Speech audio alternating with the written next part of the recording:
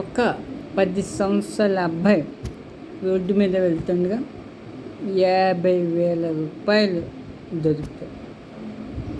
దొరికితే అది తీసుకెళ్ళి తిన్నంగా పోలీస్ స్టేషన్కి ఇస్తాడు.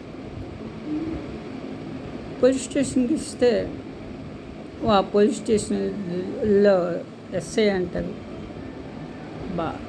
ఇంత ఈ కాలంలో కూడా ఇంత నిజాయితీపడి నువ్వు ఉన్నావు కదా, సో నీకు ఏమైనా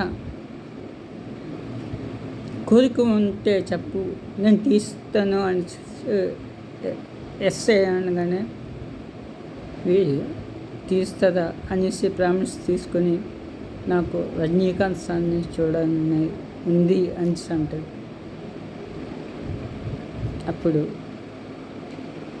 రజనీకాంత్ గారి దగ్గరికి తీసుకెళ్తే